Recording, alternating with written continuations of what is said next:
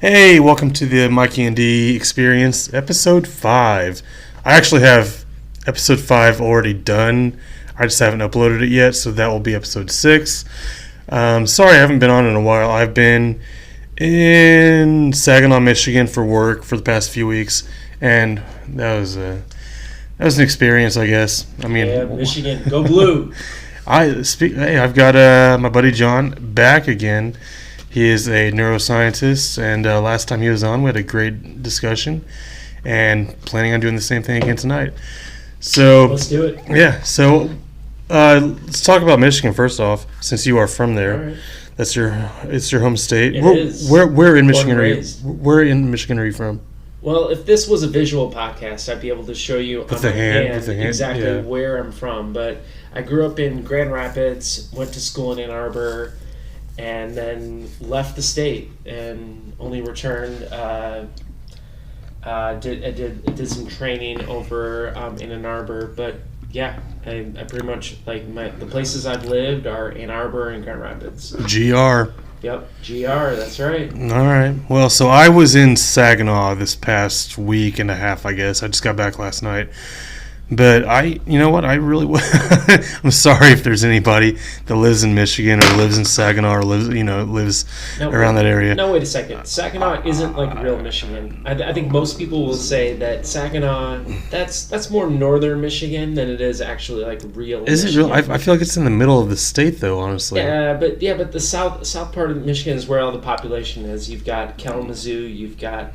Obviously, Detroit, Lansing, Flint. You've got Detroit, of course. Yeah. Those are the places where you have most of the population centers, and just not many people up there. In places like Saginaw, Traverse City, Mackinac, Sheboygan, all these places, they don't have that many people. And it's not Sheboygan, Wisconsin. It's pronounced Sheboygan, but it's a CH. Correct. Does that throw everyone? How far away is that from Sheboygan, Wisconsin?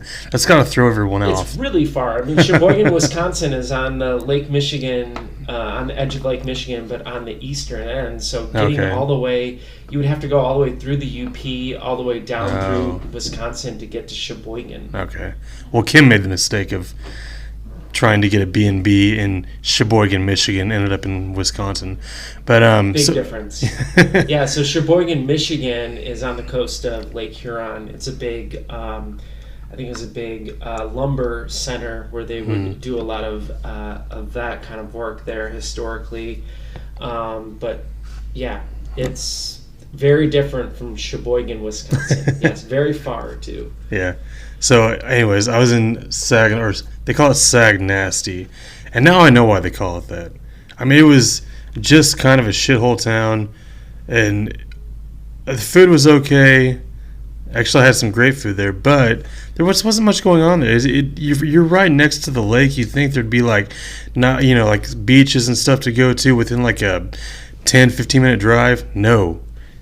And then that's like Indiana. I mean, if you go outside of Indianapolis or the Chicago suburbs, there's not that much. Yeah, but I mean, you're right next to the lake. I mean, you think that there'd be stuff going on there, and that part of the lake isn't great. I mean, even if you go upper, like the north of like Huron, it's really pretty, but there's not that much stuff to do. You would think that Lake Michigan is yeah. more of what you're thinking of. Lake Michigan, along the western coast of Michigan with Grand Haven, South Haven, Saugatuck, Charlevoix. See, I've been to St. Joseph too. Yeah, all that on the Lake Michigan side is beautiful. Mm-hmm. Like that's where you have like beach towns. That's where a lot of people get away.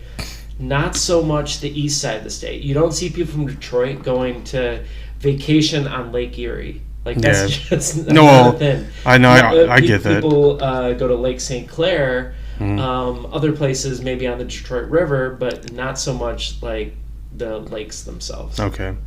Well, I mean, it was, it was, I guess, I don't know, the drive was terrible. The town was terrible. It just, I was not impressed. So. But you were so close to Frankenmuth, and we're really disappointed you didn't go to Frankenmuth. You know what, I know. I guess the big thing in Frankenmuth is that Christmas. It's the Christmas store. Yeah. It's the cute German town. It's lots of really good microbreweries. Yeah.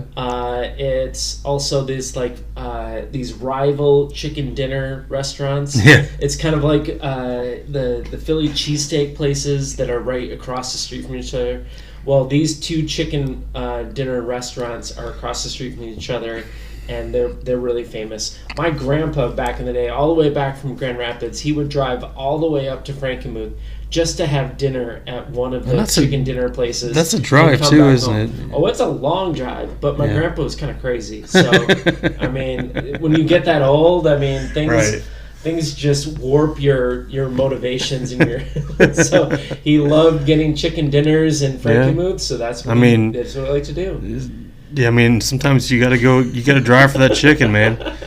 It is a weird experience. Those restaurants, they have people dressed up as like German servers. Oh yeah, they have like the Lederhosen the and everything. Lederhosen, yeah. So they have all that, and then they these places serve like old-fashioned family-style chicken dinners where you have like unlimited chicken, unlimited like sides and everything, and you just roll out of there because once you're done, you just feel like you can't eat anything. Yeah, I'm full right now, so even thinking about food right now is gonna kill me. So we went with your wife and my girlfriend. Yep. We went to Shallows in Greenwood, Indiana tonight.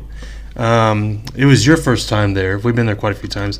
So what was your overall take on Shallows? I was impressed. Yeah. I thought it was really good. Yeah. The burger that we had was really good. The nachos were really good. The quesadilla burger, that was kind of insane. That was very good. Yeah, I would say everything there I thought was really good. Yeah.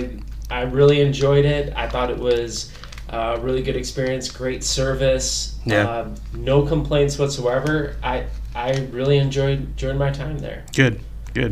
So the reason this podcast is coming about is because in the middle of our meal, John and I decided to have a nice little, not even a debate. I mean, we're just kind of, we're having a discussion, just a philosophical discussion. It was just a nice discussion between us. I mean, we're friends. We're not bashing each other's heads in because we don't agree with each other. But we got to a point where we said we need to podcast this because this is a really interesting conversation. Even Kim and Laura were both like they stopped talking to each other because they were listening to what we had to say. So I guess we can just pick up where we left off. I mean, so I think what we started talking about, you started talking about actually. Okay. Let's go. Go with what you started out with. The board member talking about how the vaccine is not. It's not reaching as many people. Not as many people are getting it as they would like. So I'm hearing things that there's a lot of concern from Indiana leaders that again I this is second, third-hand information, so I'm not like breaking any news or anything. But there's some concern that I don't know if it's a state or leaders haven't done a good enough job in selling the the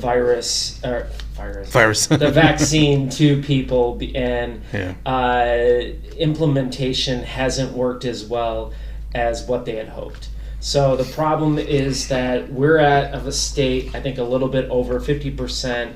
The goal is 70% by July 4th, and it looks like very likely we're not going to hit that number, and heck, overall the United States isn't going to hit that number.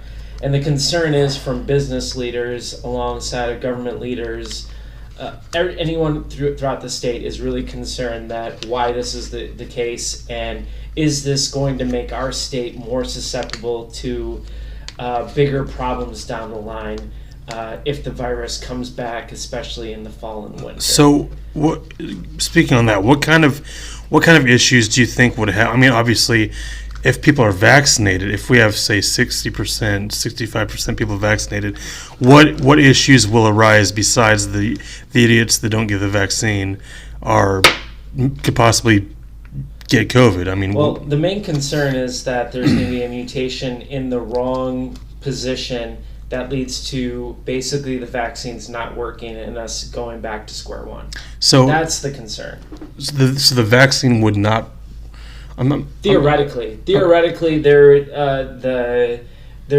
could be enough mutations or the right mutations to make the vaccines, the antibodies produced by the vaccine to not attack this virus, which may lead it to go haywire in our systems, like basically nothing happened with the vaccine. So that's the main concern.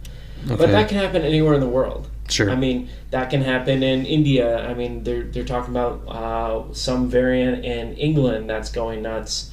That there can be, I mean, probability says that there's some possible mutation. Now, how likely is it? It's probably really unlikely. But it's possible. And we could be back to square one again. See, that's what I would be so concerned about is, we've come all this way. We've come, I mean, think about it in the past, not even a year, I would say 6 months. Think about how far we've come. But I think also the other scary thing is not necessarily that it's going to come back altogether, is that, okay, if you're assuming, let's say, the vaccine is about 70 to 90% effective, okay? In most cases, that's fine, because if you're talking about something that's 1% lethal, and you're now you're cutting it down to 30% of that 1% that is now susceptible, you're talking about a pretty small percent of people. Right. Yeah. However, where does this thing hit the worst? Nursing homes and hospitals. And all it takes is one person who lets this thing go haywire, and then all of a sudden you're talking about 7 out of 10 people being protected, 3 out of 10 not. And then also you're adding in the issue of the vaccines work a lot better in younger people than they do older people. So now all of a sudden the most vulnerable people are now the least protected, and now potentially this thing could go nuts in nursing homes. So when you talk about people not getting the vaccine in like nursing homes, hospitals, are you speaking about the like hospital workers, nurses, doctors, whatever the case may be, or are you talking about the actual elderly people that are in the nursing homes, or the people that are sick in the hospital? The word that I've gotten is that, again, whatever that second, third hand knowledge, right, however valuable that is, but the word is that there are a lot of people all over the healthcare industry that have refused it. I don't think that the people in the nursing home have refused it. The concern is that the people that are working in the nursing homes, in the hospitals that are taking care of people that are vulnerable, are refusing it, which is, and I just want to say for the record, is their own right. I don't think, and this is my opinion, I don't think the government should require anyone to take this. Speaking of government. So on that note, I do not think the government, it's just something that's not FDA approved. I do not think it's the government role to require everyone to have that. So that's my opinion. Yeah. However, I do think private businesses should be able to require that if their businesses are depend on that. So something like a nursing home, I don't see why they shouldn't be able to require their employees to do that. Yeah, that makes, that's my issue. Yeah, that makes a lot of sense to me. I think if you're a private business, if and especially if you're working with at-risk people, I mean, I feel like it should be a mandatory, because people have the choice to get the vaccine. You also have the choice, if you're the employer, to say I'm not going to hire you or whatever because you won't get the vaccine. It works both ways, and I feel like the people. Also, it hurts your business. It I mean, absolutely having that does. risk. I mean, you would think that in the marketplace, if it even is a free marketplace, like a business that said our workers are 100% protected, your grandmother, your great grandmother is going to be safe in this. They don't have to worry about what I just mentioned. Your 30% chance of the virus still affecting you, even though you've been vaccinated. You don't have to worry about that because our people are protected too. So you would have to have a 30% on each end, which then leads to an extremely small risk factor rather than you're just dealing with the straight 30%. So I would think that would help them. Just like the same thing, I know one big hot button issue right now is cruises. Yeah. Cruises, you're stuck with the same people in tight quarters over a short period of time, where those are conditions where viruses, diseases can spread like wildfire. Very quickly. And there's a big hot button issue between Florida said that they will not allow any private businesses to require the vaccine in any business. So what did cruises do? They moved to Texas. Yeah, right. And then what did Texas do? Texas implemented that as well. So this is tough, because I would think as a cruise, just me personally, especially if I was over 60, I would not want to go on a cruise these days unless I was on something that had fully vaccinated people on it. Maybe I would feel comfortable.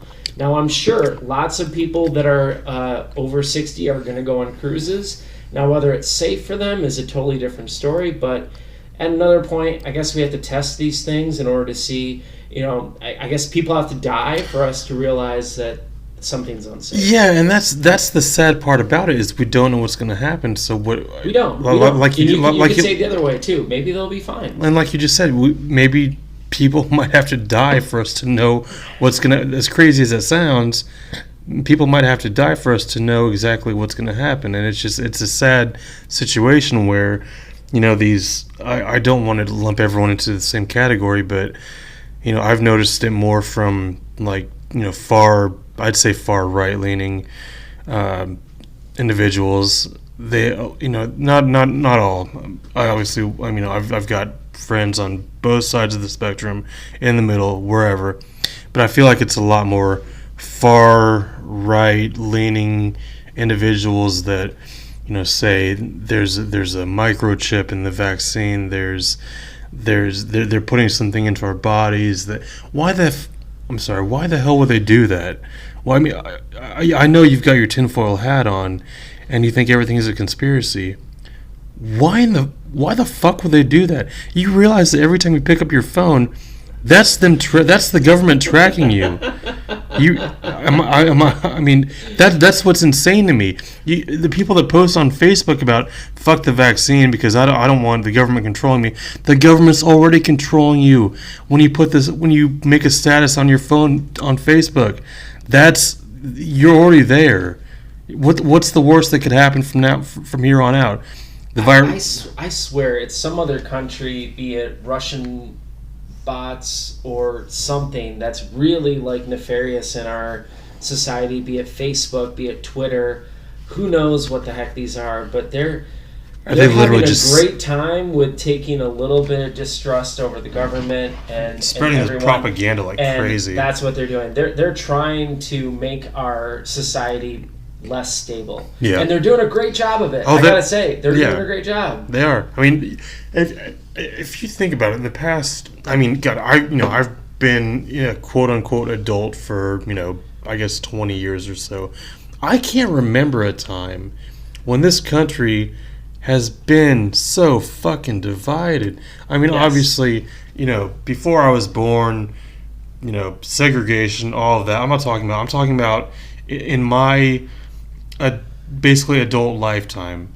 I don't know if it's. I think a lot of it is social media, like you just said, and who knows where all this shit's actually coming from. That all these rumors that come out, they could just be coming from Russia just to fuck with us. Yeah. They definitely could. That's what they want. They want us to be less stable. And they want us to be scared. Yes, they want us to fight against each other. Yeah, exactly. And that the way to if another country would want basically America to crumble. Have everyone against each other. Yes. That's the best way to do it. And I think that gets us to our next topic that we'll probably get to, is that as we found out over dinner, that we have slightly different philosophies about I think we knew this before. We haven't really gotten in depth about it, though. But as you're saying, that is that we can do so much more together, and this is what I was going to get at, than we can do individually. Yeah. And I think that's exactly, you're preaching to the choir if you're talking about those types of things. Absolutely. It's basically where I don't like talking politics on here a whole lot, and I don't really talk about. I like talking about it because it's a great issue, but I never talk about really where I'm at. So we were discussing over dinner. I think I'm basically libertarian. I don't like a lot of government involvement. And for the record, I respect that Yeah. because, Well, I can say I grew up Republican in a very right wing area. I've floated to the left side, to the evil side, and that's kind of where I'm at right now. But I think I'm probably lean more towards centrist. If there was a sane Republican Party, I would certainly vote for that. There's a sane. I think there might be a sane party, but I think the person that was at the forefront of the party might have been a little insane. I thought he was hilarious, but I mean, I don't know. So what we were talking about over dinner was we covered quite a bit, but so I've always. Not always. I mean, I've never respected Biden. Okay. I can't say that I ever have. I can't say I ever really respected Trump, to be honest. But I feel like I wasn't, as crazy as it may seem to some people, I wasn't as worried about the future of our country when Trump was president as I am right now. And I think you understand where I'm coming from. I don't think I don't think you agree. But I'm concerned at the other end. It's like the direction that we're going to a lack of democracy and authoritarianism. Well, I'm far more concerned about us turning into that than I am of us turning into a socialist. I think America is never going to be okay being socialist. No, absolutely not. It's never going to be a communist nation. It will never be. However, I do think you're going to say you're saying never right now. You're going to say never. I think never. You'll put a stamp on it and say it will say never. Never. It's going to be. It's never going to be communist. Okay. It's never going to be socialist. There are too many people in this country. There is such a push against taxation without representation that I think that comes within America's DNA that it is a well, at least I thought it should be a democracy, but there is certainly a push within our country that it's actually not for democracy, and democracy isn't ruling right now, isn't it? It's not what the people want. Are we not technically a democracy? We're actually like a democratic republic. I forget what the word is. It's like a democratic yes. republic or something. I think that's the word for it. Yeah. It's not that I'm not 100% worried that we're all going to become socialists one day. I mean, there are a few things I'm worried about. I'm worried about, like raising the minimum wage to $15 an hour. I think it's ridiculous. Well, it depends on what part of the country you're in. I think that's part of it too. On a state-to-state level, it would certainly, that number should possibly change and not necessarily be the same exact thing. Maybe $15 is a bit too high, right? But $7.50 right now, when there are people in this country that are making that and taking care of their family, my thing is that's hard to. My thing is, why do you have a family if you're making $7.50 an hour? People get stuck. People get stuck in a situation, and why have kids if you are making minimum wage? Yeah, exactly. They shouldn't. Exactly. But should we sterilize people? No, but you shouldn't sterilize people. People should take personal responsibility. Yeah, is what I'm getting at, and they don't want the government telling them what they can do as far in their lives, but they want the government handouts. Well, they want the food stamps. I think the difference is between what is, and I think this is where we will differ on this point, is what is the minimum acceptable requirements to be human in our society. And I guess I feel like, and this is how some countries do it, and I would be accepted a lot more than how our country deals with it, is that, okay, we tax, for example, food and housing much less than things that are maybe more of a luxury, like going out to eat, maybe going on vacation, anything that's outside of actually just living, and tax that at a much higher rate, and I would be much more acceptable on that. So what do people require? Housing and food. That's it. You know what's surprising? And I'm sorry, I forgot one. Fine. Actually, healthcare. So that is one thing that I do believe that the healthcare industry is insane right now. No, it's horrible. But I mean, you go. So I want to go back to my first point. Surprisingly, I don't disagree with you too much. And I just want to say, for the record, I mean on these things on a bare bones level. So I don't mean any food that someone wants. They would some kind of decent, livable amount of food. So if you go to St. Elmo's, you're going to get taxed more than if you're at the grocery store. Yes. Why? That's what I mean. I think that makes sense. Is that you need food to live. But they even need. You don't need a restaurant to live. You don't need someone to cook your own food to live. Just like with the housing, maybe if you want your own house, maybe you get taxed at a higher level than if you lived in an apartment. I'm looking to buy a house. Stop talking about that.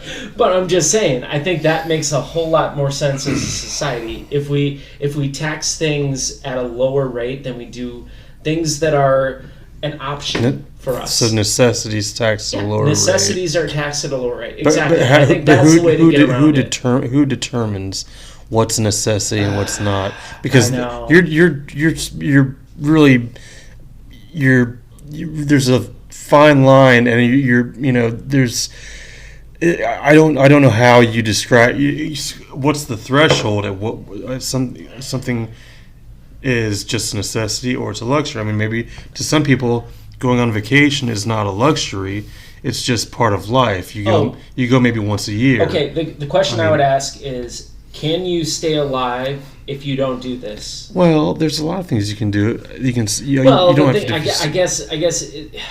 See, it's really tough. It's tough. I think you almost have to do. It has to be like really basic food. And yeah, okay, fine. If you want to overeat on your food from the grocery store, fine. That's on. See, now I feel like you're getting into socialism because you say, hey, all right, everyone gets X amount of food per month. Well, they get a food allowance per month. And I don't think everyone should get paid the same amount. I just want to say for the record. No, I don't think you do. I think everyone should be able to have opportunities to be able to stay alive. Everyone has those opportunities. Everyone has those opportunities. I don't know if they do. They do. Trust me, because I've been a hiring manager for the past about 4 or 5 years. Okay, I'll put out. People say, "Hey, I need a job so bad," and I'll say, "Hey, I will pay you $17, $18, $19 an hour," which is well above that $15 an hour that everyone's clamoring for, and silence, nothing. Once I say, "Hey, you might have to work for it, but you'll get above that $15 an hour that you want. You'll get $19, $20 an hour," and plenty of people can live off of that. Dead silence. After I say you might have to work for it, but you can have a life. You can have a few nice things. Maybe $20 an hour isn't enough for everybody, but if you were somebody that was making $7.50, $8, $9 an hour, that's a life changer. And I've tried to do that plenty. I can't say I've tried to do it and it's never worked. I've tried doing it. I want to say 50 times, and maybe 3 times the person's actually taking me up on it.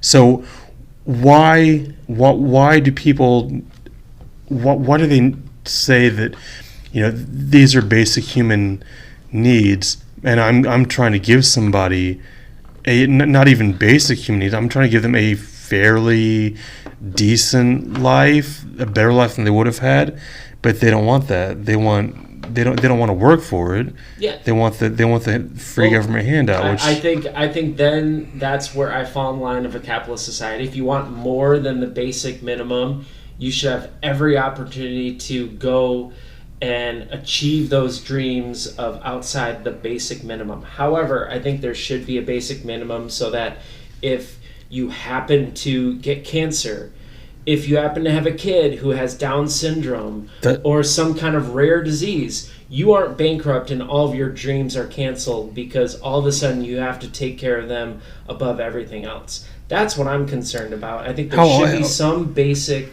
that if things happen in the wrong way, and I agree with you. These are very rare instances. They are rare, but they happen. They happen. And just because they're rare doesn't mean they're not real. I'm not. And I guess this is the hard part of like, what do you choose? Do you tend to protect the 10% of what these kinds of things can happen, or do you prevent the 90% for taking advantage of the system? And that's a tough call, because I guess at least as I grew up in very religious circles, that the view was, well, the people will take care of the 10% that bad things happen to, and then what you need to do is then protect against the 90% taking advantage of the system.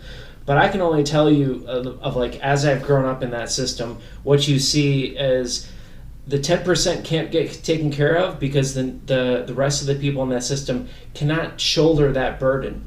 It is far more expensive to take care of people who are in that 10% or whatever percent they are, that are taking advantage of the system or whatever, but they cost a lot of money to take care of.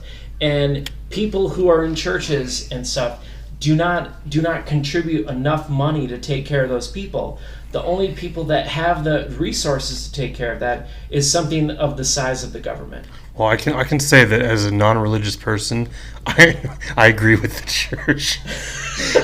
No, not fully. So that's fine. But my argument is that they say that the church should take care of it, but my issue is that then the church doesn't take care of it. So then no one takes care of it, and I agree with you that that's a very small percentage of people, but that's a very real people that then have their lives completely ruined and upended by something that's just mere chance.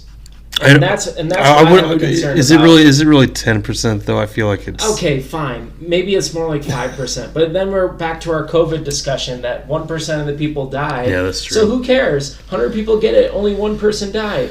Big deal. With the flu, some people died. But then you're talking about 3 people out of 1,000 versus 1 person out of 100. That's a totally different. The thing is, I think you and I think agree about the vaccine. I think we agree mostly about the whole COVID situation, but then we get into socioeconomics, and we just we go totally just the opposite directions, and which is fine. But my thing is I love living in a capitalist society where anyone can make anything that they want out of themselves. And I know you're going to say not everyone has those chances, but everyone does have those chances. I don't care about where you're from, or if you're from the hood and the hood's keeping you down, or you don't have to be a statistic. You can be that person that gets out of any kind of situation you're in.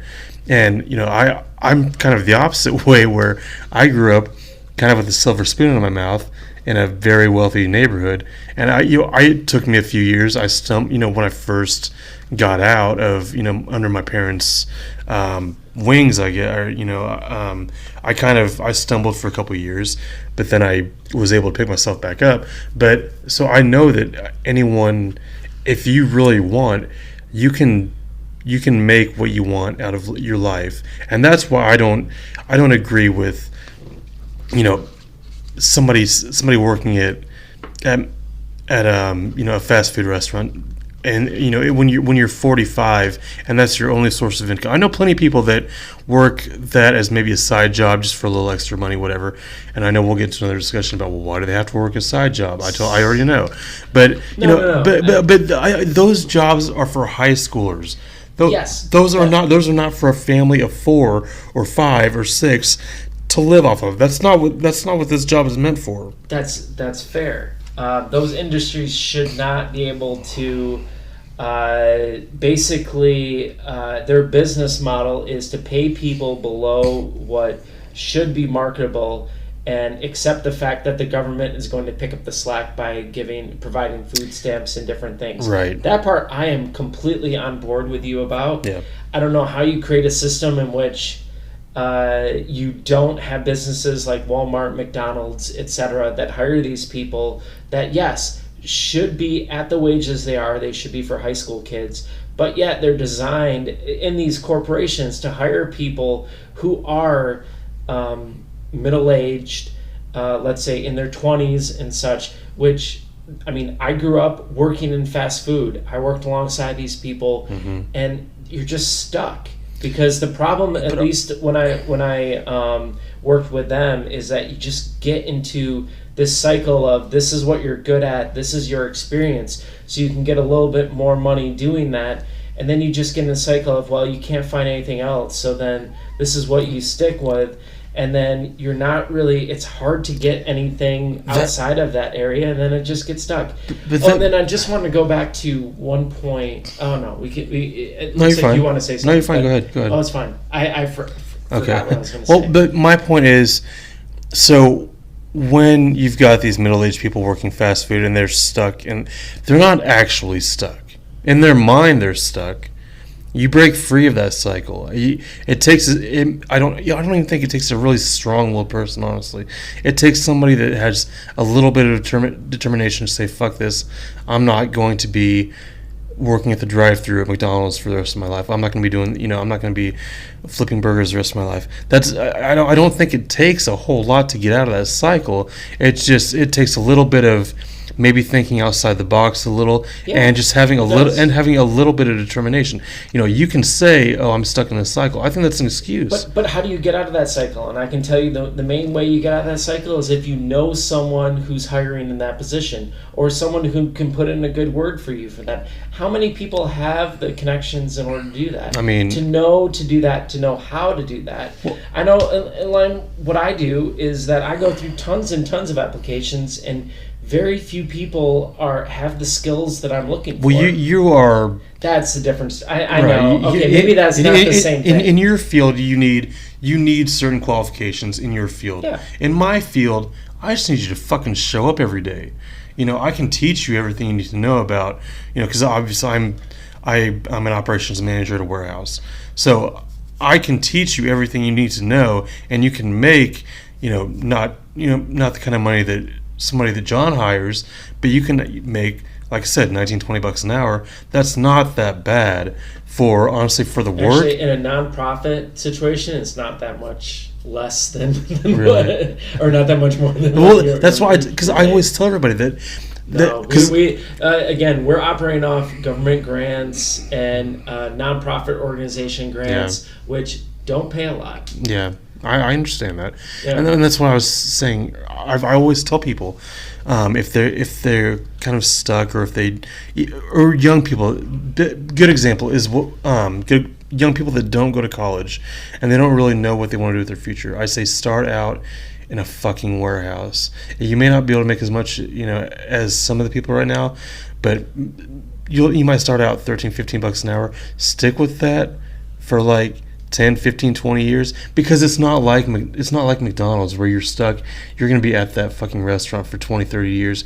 You move up within the company, and that's what happened to me. When I was 20, I started working at a warehouse I drove a forklift, which, I made more than minimum wage, obviously, but I was determined to learn as much about the industry as I could.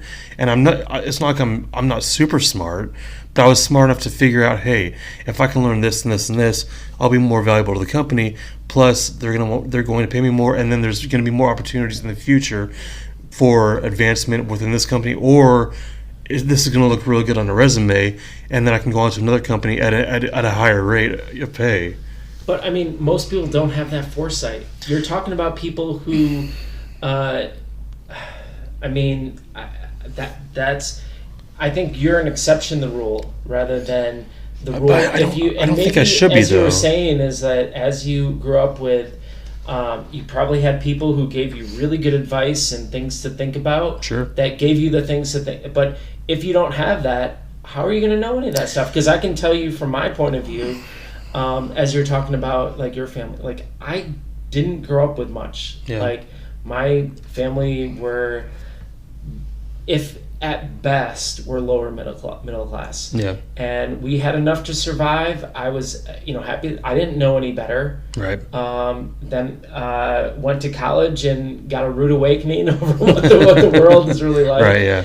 And but I have no complaint. I don't want to say anything about my upbringing or anything, because my parents have helped me out in several situations that were bleak, and if I didn't have their help getting through certain points of my life, I don't know, where I would be right now.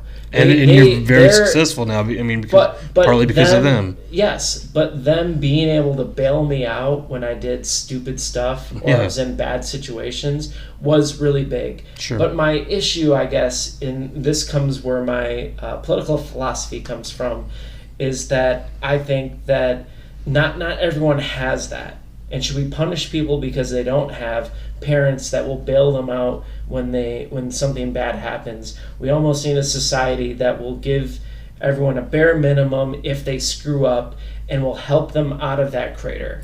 And I feel like our society is getting in the opposite direction, where it's pretty much fend for yourself. If you don't figure it out, well, fuck see, you. I don't think we are, though, because I think I don't know. I think the government is helping people out more than they're not help, but it's not a good kind of help. It's right, exactly. I would agree with then we're agreeing. It's not a good help. No, it's giving them all this shit for free. Yes, so then, I would agree. So they don't need to strive for more.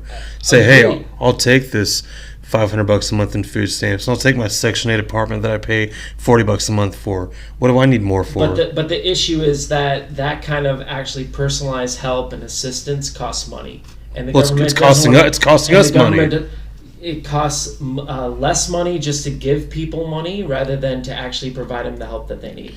And that costs expertise, that costs salaries that are far more than just giving out a paycheck. It's easy to give a paycheck out. God, that's why I'm a libertarian, because the government sucks so bad. See, we're on the opposite end. We agree. I respect this out of Michael, is that we at least acknowledge the same problems, because you have so many conversations these days in which you're talking about two separate realities. At least we're talking about the same problems. No, yeah, definitely. And we have different ideas of what the solution should be, but we're at least acknowledging that these things are the same problems. That's refreshing, I just want to say. Yeah, it really is.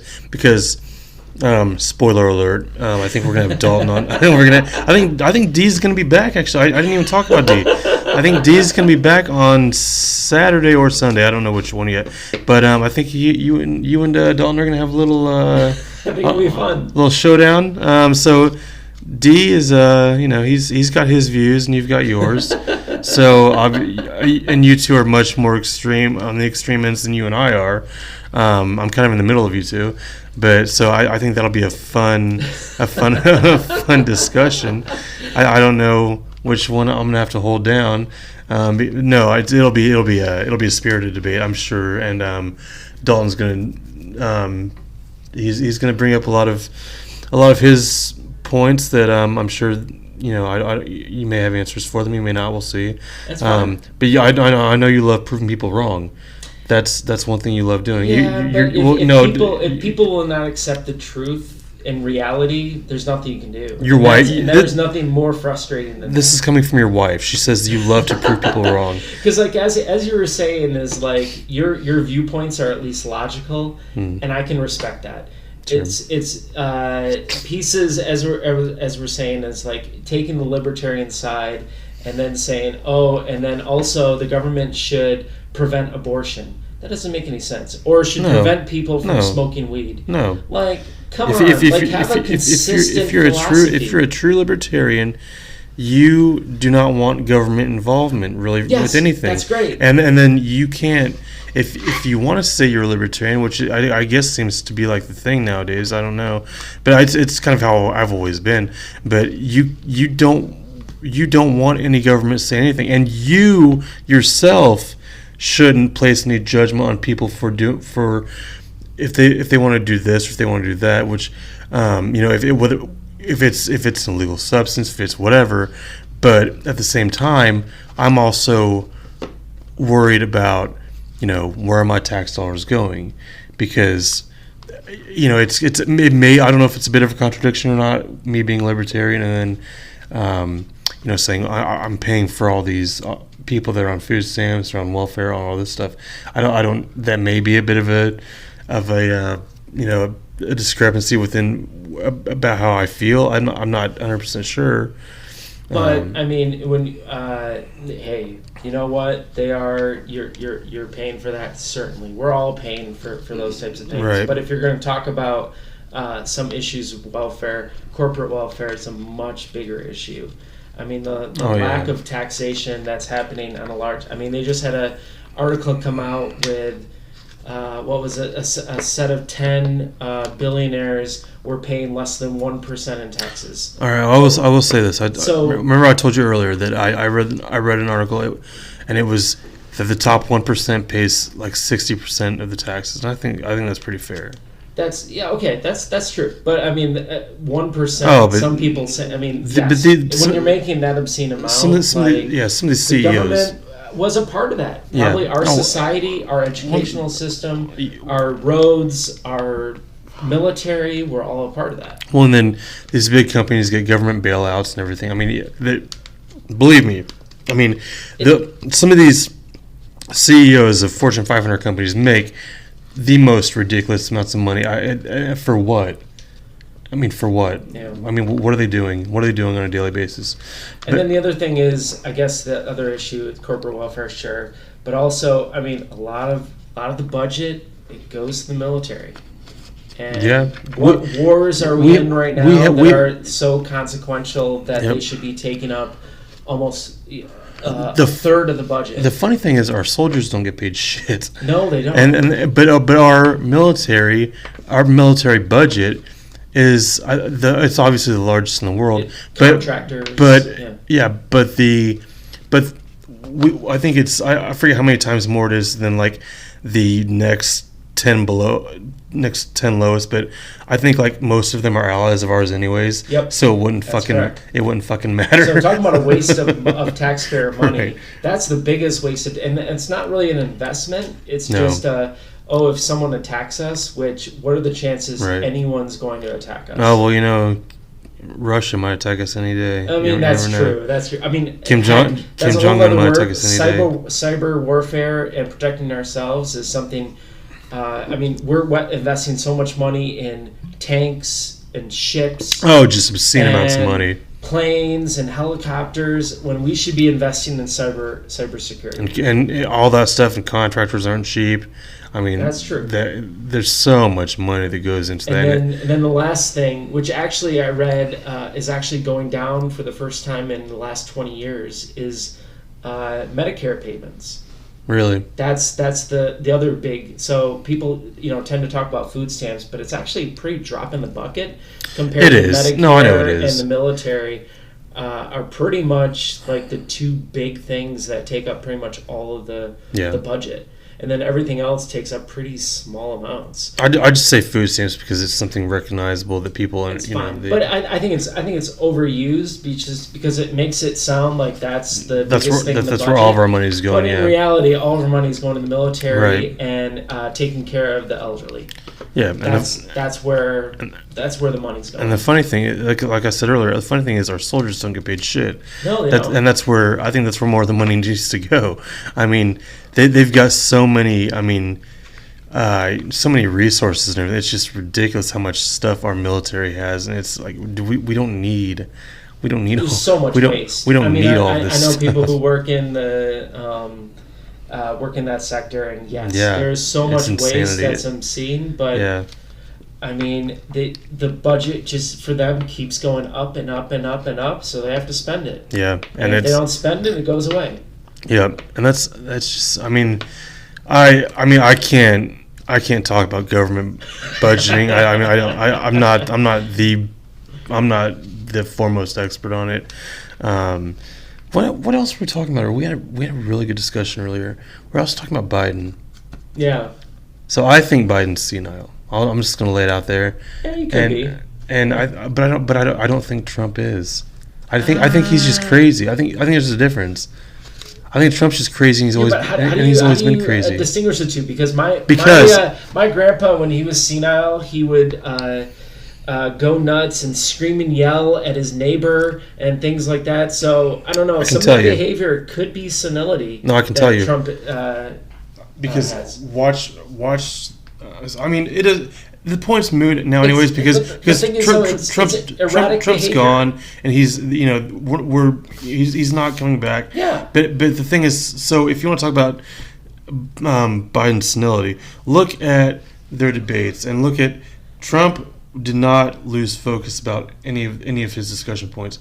Biden was. I know you said he's got a stuttering issue, which is fine. It could be a stutter. I mean, it's hard to. It wasn't a stutter though, man. What I just did was a stutter. He wouldn't even be able to think of the words that he would start a sentence and couldn't even think of the next words to say. That wasn't a stuttering issue. That was just his mind just going blank. And I'm not the biggest fan of Trump. I don't fucking like Biden either. But I don't think he's good for America. I mean, I don't necessarily know if he's bad either, just because he's not really doing much of anything. There you go. Now you understand exactly why he was elected, because he's right down the middle. I don't think he's right down the middle. Milk toast. I mean, he is middle-ish. Yeah, if he is middle-ish, then I think more right wingers might actually. The definition of right has gone very much right, and the definition of left has gone very left either.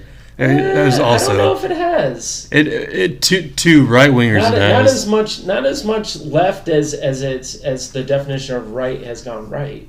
No, I can understand that, because if someone says they're conservative, your automatic thought is, oh my God. But also the definition of that should be. It shouldn't. It shouldn't be that. But it's not the definition of right 20 years ago. It should absolutely not. What the definition of right should be today, and I guess according to distribution, you should be the middle of the country should be the center. Mm-hmm. The middle 25% should be right, and the other 25% should be left. Yeah. And under that definition, I don't think the left is about where the middle of that distribution should be. The issue that I have is that thinking that all immigrants shouldn't be allowed in the country is not necessarily right. That should be far right. But now that's just center right. I don't think that's. And now center of the country should be more moderate policies. Hold on. Yeah, go ahead. You said immigrants. Okay. You said all immigrants shouldn't be here. That's right. I think that's a misconception, because they're not saying that. No, they're saying illegal immigrants. Okay. And why are we getting? I don't. God damn. So I don't. Okay, let's go. You probably already know my feelings about this. I mean, I'm going to say that you should take the necessary steps if you want to be a legal citizen. I don't care what nationality you are. I just think you should take the right steps to be a citizen. I don't see anything wrong with that. I don't see anything wrong with that either. So I don't disagree with you.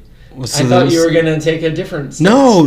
Because what did you think I was going to say? Well, my issue is that the current view, and this is part of my issue, is that the current view of the right side of our government views that we need to limit legal immigration more than illegal immigration, and that's my issue. Is that if we eliminate illegal immigration, I don't think anyone is going to disagree with you.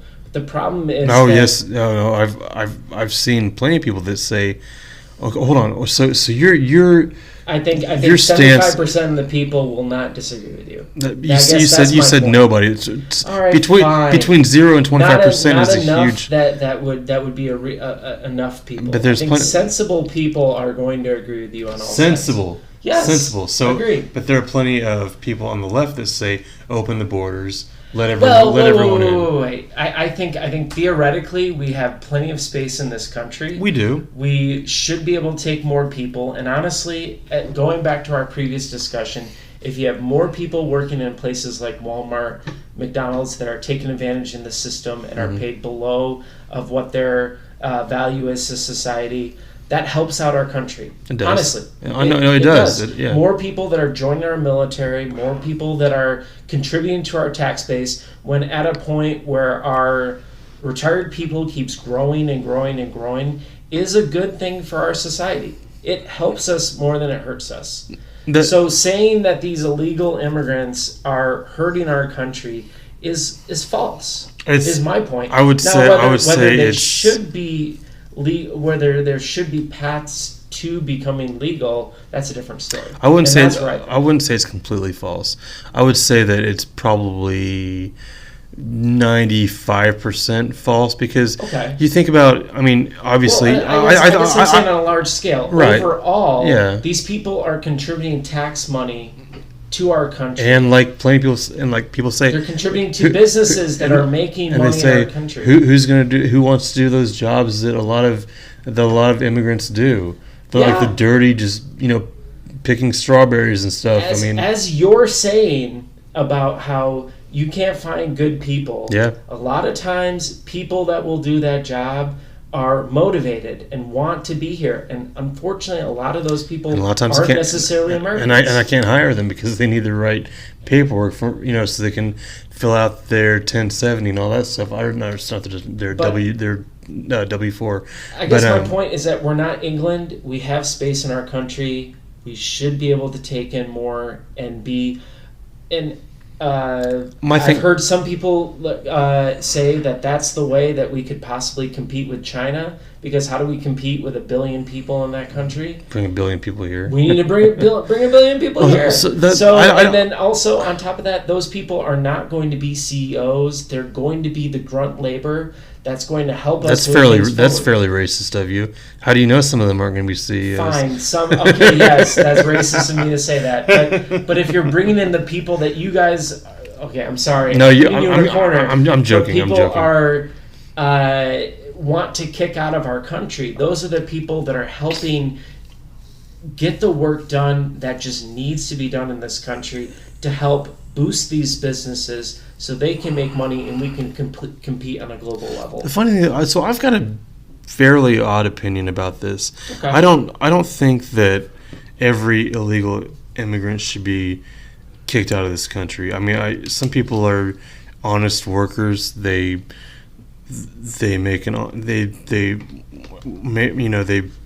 work all day and they're not doing anything wrong. My issue comes with doing background checks on immigrants that are coming to the country, no matter what ethnicity they are.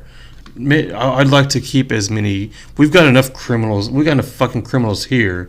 We don't need any more immigrant criminals that are fleeing their country to come here to kind of fly under the radar. That's my only concern. I don't care if you want to be an undocumented, whatever you want to call it, immigrant here and work an honest job and contribute to society. I honestly really don't give a shit about that. If you want to do that, that's fine.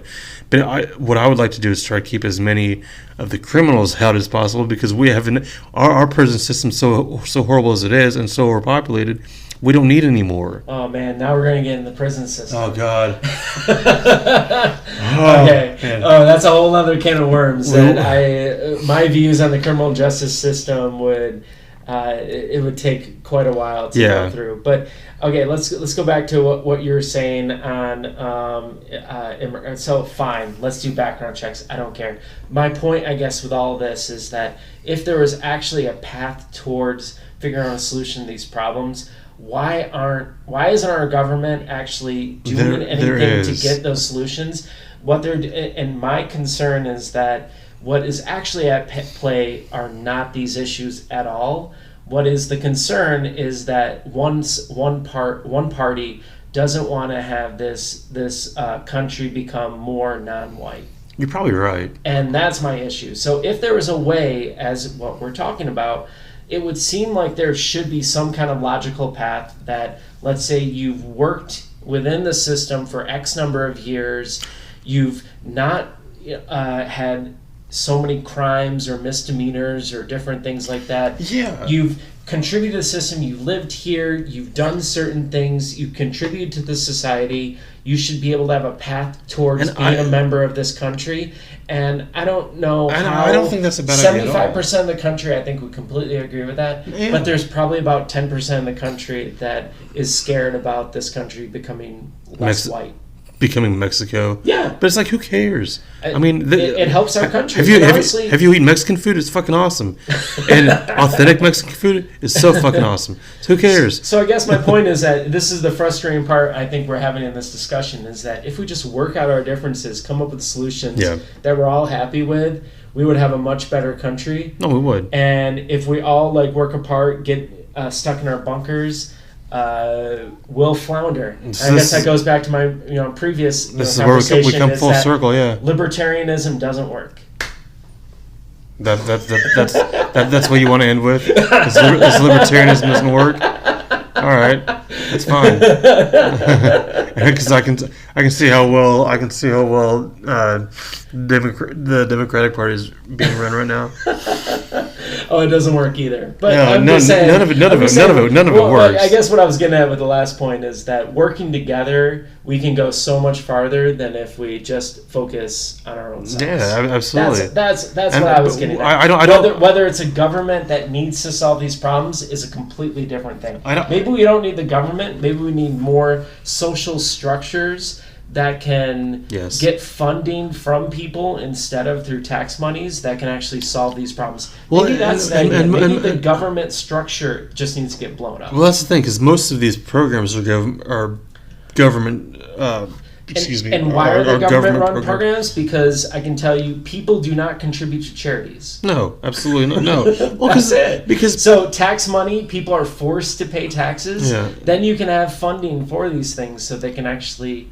Yeah, if there were legitimate charities out there that the CEO wasn't a billionaire, then I'd be more inclined to donate. But I think a lot of people are scared because they feel like all charities are a scam. Yeah, in one way or another. People don't give charities. I guess you can say this is just a different scam, but like to religious organizations, churches, like and they're the biggest scam that are out there. And then there you go. But there are some that say that they don't take. They use, let's say 95% of the money actually goes to the people. No, I want to see their. Good. I want to see their. Or there are some organizations that take private. They take private philanthropy to take care of their overhead costs, so everything you contribute actually goes to them. So there are those charities out there. Unfortunately, human beings we're all selfish. They're selfish. They're very selfish. We're going to take care of ourselves. We're going to go out to shallows instead of contribute our meal to it was so people good. of Africa. Oh, it was great. I did it. I'm just. But see, my thing is like, so I know you're joking, but like, I work hard so that I can do that. You know what I mean? I do too. I agree. We all work. All four of us work. I don't feel guilty for it. All four of us work hard so we can be able to enjoy these things, which kind of comes back to the whole minimum wage thing.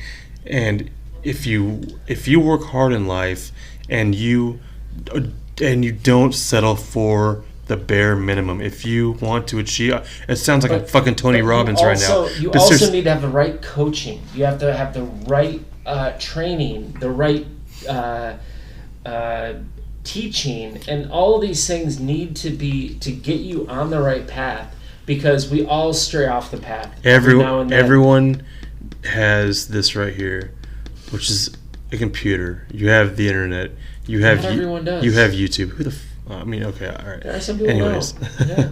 But sadly, you've got resources out there. You may not have a life coach. You may not have parents that are behind you 100% like ours were, but you've got something out there. You may not even realize it yet, but it's out there, and all you have to do, and it may be inside of you, as hokey as this sounds, it might just be you telling yourself, fuck this, I'm not gonna make $8 an hour anymore. I'm gonna make something better out of myself. And that's all it takes is for maybe you to kick yourself in the ass. And I think that all sounds great. It does. And I think in our system we do have those incentives. I know it's the same buy your bootstrap bullshit. If you completely prevent any kind of accountability for the people in power. History tells us that people like the Rockefellers will just stomp on basically everyone else and take everything for themselves. Because as we just said, is that human beings are selfish. They're going to do what's in their best interest. And if people like Sheldon Adelson, well, I mean, rest in peace, I guess, but people like the Koch brothers, all of these people are going to do what's in their best interest, even given our society as it is now. Imagine what these people would do if there was absolutely no government oversight at all.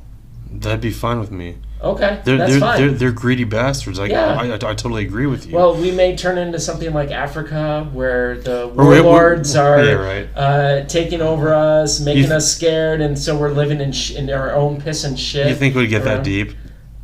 That's like you laughing at me for saying that our country become a socialist country.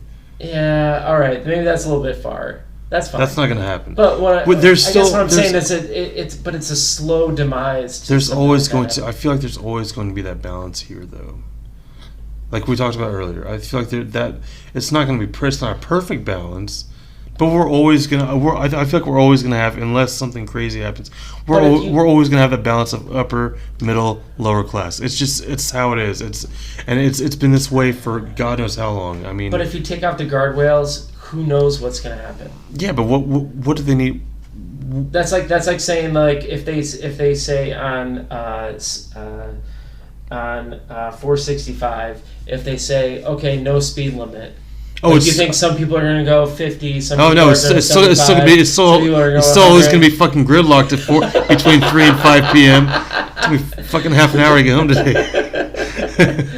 No. What I'm saying is, like, if you take out the guardrails, you don't know what's going to happen. Yeah. It could be absolute chaos. It could be just fine. Do you think people the uncertainty is the thing that makes me concerned. Do you not have any faith in people that they can police themselves? No. None at all. Absolutely not. None at all. You were just talking about how people are freaking idiots around you, the people you're hiring and things like that. Absolutely. And imagine if there was absolutely no cops, nobody watching them, no. Oh yeah, you can make your own decisions with your money. Don't worry about it. That's kind of funny. People are going to. I think inherently people are, for the most part, the general population, and I'm sorry if I'm going to offend anyone, but most people are idiots. Yeah, I can agree with that. I think it's funny you just said because I get people to ask, not necessarily me, but other people that are either atheist or agnostic or whatever, and they say, well, why don't you just go out and kill as many people as you want because you don't believe in heaven or hell? And I say I do kill as many people as I want. I kill 0 people because I'm a humanist, so I believe in human decency. But I feel like it's actually like the most religious people. Oh, Kim's in here for give us a beer. She's so sweet. You're welcome. Thanks, Kim. I think it's actually the most religious people in the world that really kind of have these crazy notions that are like, it's that they would get out of control if if we didn't have government or police kind of keeping us in line. I feel like sometimes it'd be those types of people, but it could just be me. I may be totally off base here, but I have no idea. I think then it goes back to our previous discussion that 90% of the people probably will figure things out on their own, but the 10% would just ruin everything and make everyone paranoid, pissed off. Well, I mean, and society would just crumble. You go back and you look at a year ago when the whole George Floyd thing happened. Some of these cities, even our city, was shut down for a few. I mean, downtown, it was shut down for a couple of weeks just because. I mean, it wasn't a racial thing. It was every race out there that I saw. People just because there was no police presence there because they were like, we're not going to get involved. So, the looting of the stores, the burning of buildings, all this stuff, and that was over something horribly unjust. I mean, obviously the I don't even know why I'm getting in. I'm not, I don't mean to get deep into that because it's old news. I mean, he was obviously unjustly killed. The cop got what he deserved. I mean, that's where I stand on that. Do Black Lives Matter? Don't get me involved in this shit. I don't because what Mr. Dolan's gonna love that. Well, I think he's a little more probably I would say he's got a little more fire about it than I do. But I think everyone should just be cool to each other, and I think everyone should matter. I mean, I'm not going to be one of those all lives matter people, but I mean, I think why can't everyone just be cool to each other? I mean, no matter. I don't care what your skin color is. I don't give a shit. I mean, I'm not going to be that guy that says I've got black friends. I've got every fucking color of friend. I don't give a shit. All right, I'm gonna go there then. Is that my fear? Is that if the police across the country don't do something soon, they're going to turn into the Catholic Church. And that what they're trying to do is they're trying to protect their own rather than protect the people that they're serving. Yeah. And it's just a matter of time until that whole system just completely crumbles. And the sad thing is because my cousin is an IMPD officer. Great guy. I mean, super guy. Oh, I'm sure. Well, he works the I'm not going to call him out by name, but he works the east side of Indianapolis. Really pretty rough areas. Okay. But everyone that he knows kind of the neighborhoods and everything. He knows these people. He does like the thing where you take the less fortunate kids out for Christmas, and the cop buys some stuff, and he's involved in all of that stuff. And it really it makes me feel so bad when people just talk shit about cops, and they're just like all cops are assholes or whatever it is. I'm like if you knew, I know there's plenty of cops. There's dirty cops out there. Yeah. And even he'll fucking say, and he even because I talked to him about after what happened with George Floyd. He's like, that was a fucking horrible. Not every cop is a bad person, and I don't know how we got off on this tangent, but so this sounds no different than me talking to my uncle who's a priest. Yeah. And talking to him about how the priesthood, there are so many really good people, and there are some twisted people that, at least in his mind, just needed help. Sure. However, along the way of them needing help, some people were hurt. Yeah. And I don't want to trivialize any of that. I'm not trying to, but people were hurt. And what is the right result of that? Do you just throw these people away, put them in jail, or do you put them in the positions that they hopefully can help God, help the community, that they're away from something that could be a temptation or hurt them? So I've had a lot of these conversations with them, and I guess my issue with what you're saying with the police department, it is not all of them. However, the system is protecting the bad apples and not just getting rid of the bad apples. So what happens? That's my issue. What happens is if you speak up against these bad apples, then you're all of a sudden you've got a mark on your back. That's the culture. I don't. And it's not fair. It is not fair, but the culture, it may ruin the whole system, and the whole system may implode because they're trying to take care of this culture that perhaps was always there, but now is only getting exposed as technology has improved. But I'm sure it was always there. Whatever it is, it's getting worse, and there needs to be reforms, or else the whole thing could completely crumble. And that's another aspect of all these things in society are just getting worse and worse, unfortunately. Yeah. Now, are they really getting worse, or is the media doesn't matter? The bad apples should have, just like with the Catholic Church, the bad apples should have been taken care of, gotten rid of the bunch, because they ultimately are going to make the system look bad. Sure, but I think in terms of the Catholic Church, I just think they don't want to be embarrassed, or they don't want to have that black eye by outing these people and saying, yes, there are these people in the organization that do these things. I don't think they want to admit that. They want to have the reputation of the Catholic Church. Obviously, they want to have a good reputation. And if they call these people out, it's the same thing with cops. Yes. They call these people out. Then you're making the whole organization, whatever the organization is, look bad. But I would argue that the opposite is also going to make them probably look even worse because it just makes it all distrustful. Yeah, but I mean, and it's all, I think, just calling a spade, admitting that you're imperfect, that you have warts, at least to me, is much easier to accept, a better pill to swallow, rather than to just take, like, we're perfect and there's nothing that we do is wrong. Well, for me it is That's too. Crap. But I think you and I are both logical people, and there are a bunch of illogical people out there. So you and I can agree. Yes, I think it would be nice if they could say, "Hey, there's some fuck ups in whatever organization it is." There's some fuck ups in our organization. Every organization, and we're taking care of that. The thing is, these organizations, like I said, they do not want to have a black eye on whatever, whether it's cops, whether it's the church, whatever, it doesn't matter. But let's for the record, I mean, look at what the Catholic Church and they found. I mean, I'm not saying that's I don't want to make light of that, but you're talking about bad apples and people are dying. They're supposed to be protecting people and they're killing them.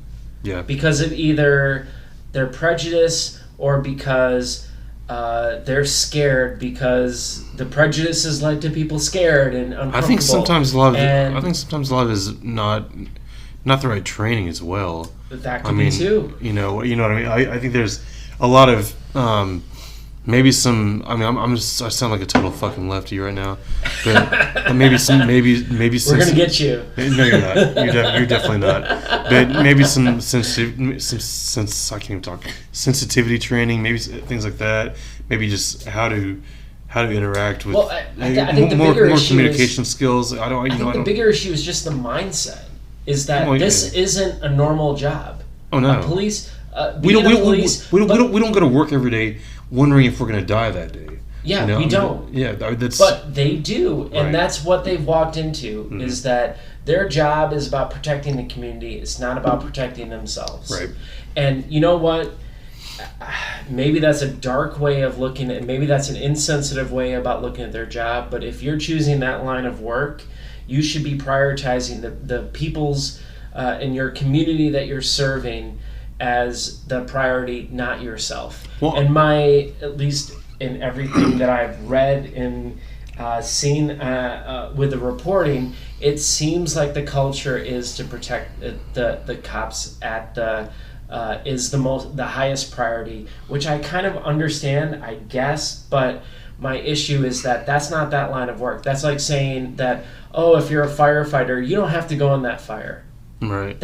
You can do your job, but you don't have to take that risk. That's the thing. Well, these cops have to go into, neighborhoods that are not ideal, and with a target on their back. Then they shouldn't do that job if they have a problem with that. No, I'm not saying they have a problem with it, but somebody has to do it. Yes, somebody has to, and they should incentivize people enough so that they will do that job properly, so that they don't pay them a wage that you have to get people that are not willing to do that job. Or if people should know themselves well enough that if I'm scared enough in this position, maybe I shouldn't do this job, maybe I should go in a different line. They should. I think police officers, really more than almost any other profession, should be very self-aware and should know. Absolutely. They should. I think really they should know themselves. Maybe almost more than any other profession out there. They should know themselves inside and out, know how they would handle any kind of situation that's thrown at them, which I know if you're a cop, you get thrown a million different situations in a week. I understand that, and you can't prepare for every single one of them, but I feel like you have to know yourself well enough to know how you would respond in a really intense, stressful situation like that. I don't want to equate what I do with what cops said, but I'm in No, stressful situations. you're in a lab all day. Come on I'm in now. stressful situations all the time. I mean, I screw up so often. But the issue is that my screw-ups don't lead to someone dead. That's true. And that's the issue I have with them, is that mistake that you make, like, you could lead to some, and if that is a possibility on the table, there should be even more care taken to make sure no mistake is made when you have deadly force in your hand. I feel like you're almost anti-cop. No. Are you? I am not anti-cop. Really? You're almost sounding like it.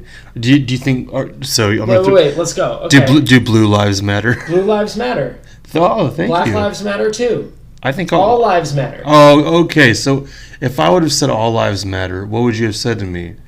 Well, this is because that's what I think. I think everyone's lives matter. This is the classic right-wing thing that where someone on the right says, "Well, why can't all lives matter?" Okay, so if you had a shirt or a sign that said Black Lives Matter and Blue Lives Matter, I don't think anyone would have a problem with that. Who's going to have that? The issue that people have is that you're replacing Black Lives Matter with Blue Lives Matter when they're not the ones dying.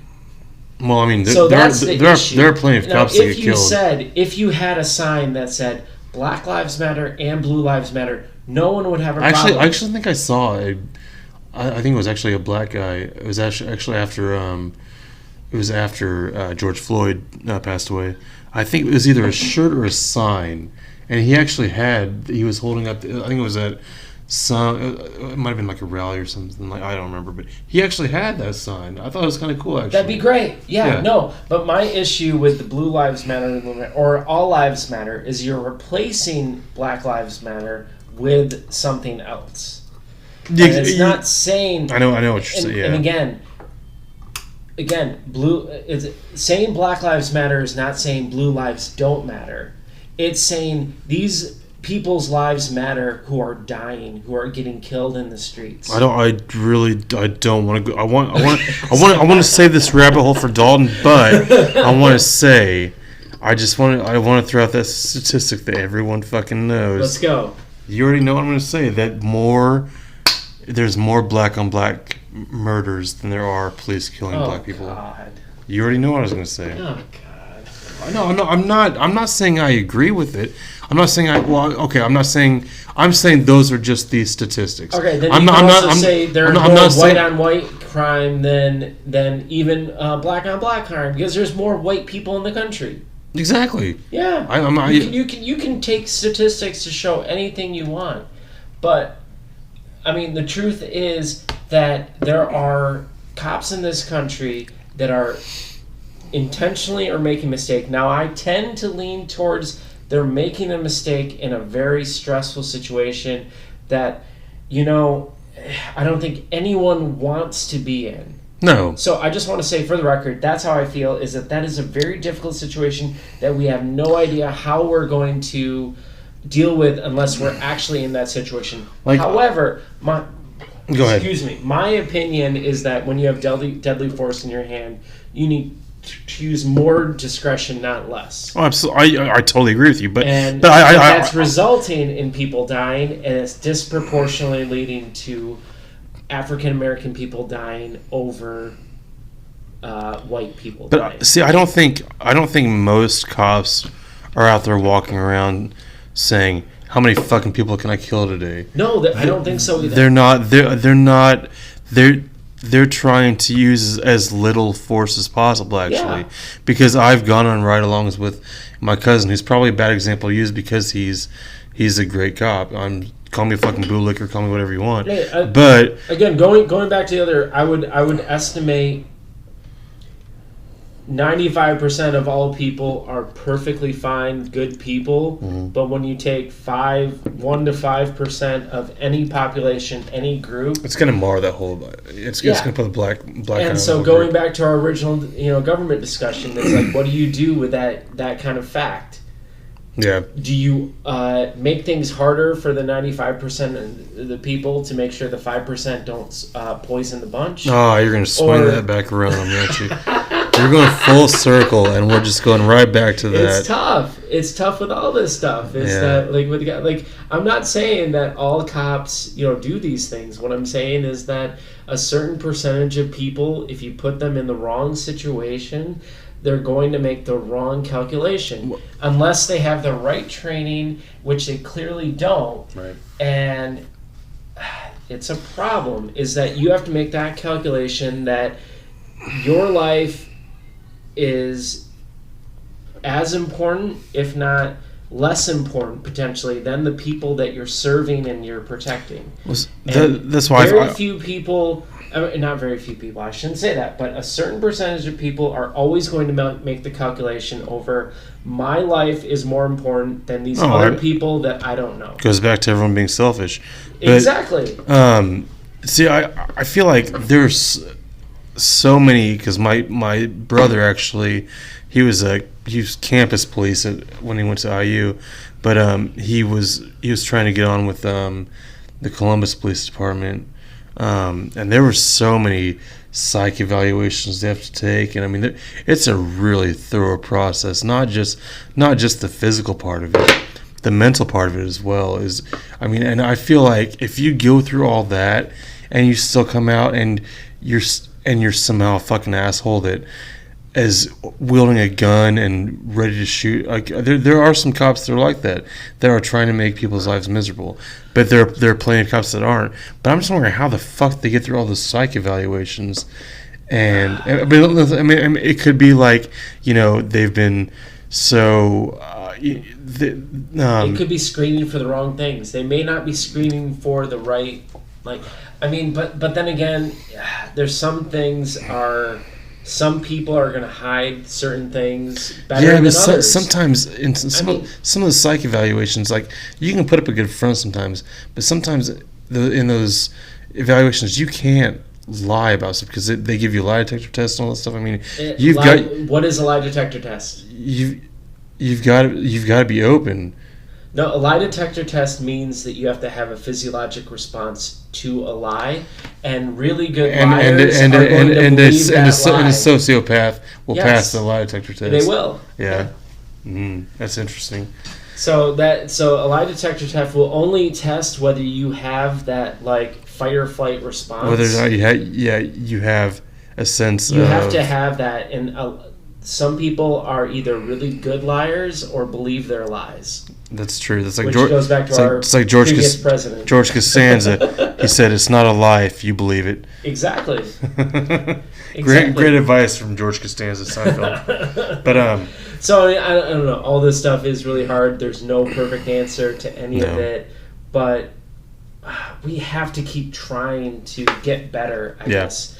But I get as a society, as a country, and figuring out how we can make things better and live better for all of us. And my main thing is I want us all to be able to work together, like you said earlier. Why can we not? It's almost like one of those fucking Hands Across America bullshit things. But it's like, it's somewhat bullshit. But it's like, why Rodney King? Why can't we all just get along? Like, seriously, why the fuck can't we not all just get along? Why? I mean, we're all gonna have differences. We're all gonna. John and I disagree with each other about a lot of stuff, but we can sit here and have a civil conversation. But I mean, especially you going, like, you're not on Facebook. Yeah. You go. Thank God for that. I'm about to get off of it too, just because I can't stand it anymore. But you go on there and you go on some news stories. I mean, my God, people are just ruthless to each other, and it's like, why? Oh, you must be a Trump fan. Oh, you must be one of those libtards. It's like, what the fuck is wrong with you people? I don't know. Can you not have civil conversations anymore? It's tough. Like, it blows my fucking mind.